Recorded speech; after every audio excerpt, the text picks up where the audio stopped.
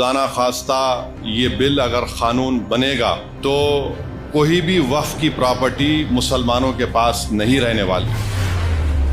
नरेंद्र मोदी की हुकूमत ने अपनी नफरत को इस कानून में जो शक्ल दी है कि वक्फ बाय यूजर खत्म कर दिया जाएगा। अब वक्फ बाय यूजर अगर खत्म होगा तो सबसे पहले निशाने पर है हर मसलक का मदरसा।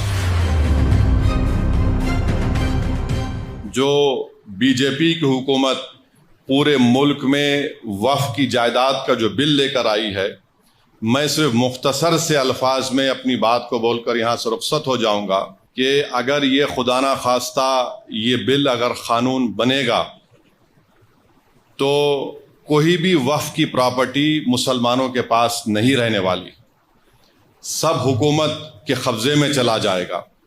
और जिस मंसूबाबंद तरीके से नरेंद्र मोदी की हुकूमत ने अपनी नफरत को इस कानून में जो शक्ल दी है कि मिसाल के तौर पर वे कहते हैं कि वक्फ बाय यूजर खत्म कर दिया जाएगा। अब वक्फ बाय यूजर अगर खत्म होगा तो सबसे पहले निशाने पर है हर मसलक का मदरसा। मदरसा किसी की जाती मिल्कियत नहीं होती है, तो हर मसलक का मदरसा इनके निशाने पर है। बोलेंगे नहीं, अब वक्फ बाय यूजर का कानून सेक्शन 3 को हमने खत्म कर दिया, अब हम तय करेंगे कि कौन उसका मालिक है। दूसरा, हैदराबाद की मक्का मस्जिद है, कानून ये बोल रहा कि रजिस्टर्ड डीड लेकर आओ आप। तेलंगाना में 33,000 के करीब वक्फ की जायदाद रजिस्टर्ड है। 90% उन जायदादों के पास कोई रजिस्टर्ड डीड ही नहीं है, कोई रजिस्टर्ड डीड नहीं है। तो हुकूमत बोलेंगी देखिए अब आपके पास रजिस्टर्ड डीड नहीं है, वक्फ बाय यूजर खत्म हो गया, अब हम इस पर कब्जा कर लेंगे। खबरस्तान है, खबरस्तान के कोई कागज नहीं है। खानखाएं हैं, कोई कागज नहीं है।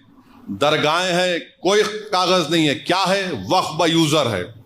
अगर वक्फ बाय यूजर चला जाएगा तो ये सब खत्म हो जाएंगे, और ना सिर्फ ये खत्म हो जाएंगे बल्कि खुदा ना खास्ता जितनी मस्जिद की कमेटियां हैं उसमें भी वो लोग बोलेंगे कि हम बीजेपी के लोगों को कमेटी का मेंबर बनाएंगे।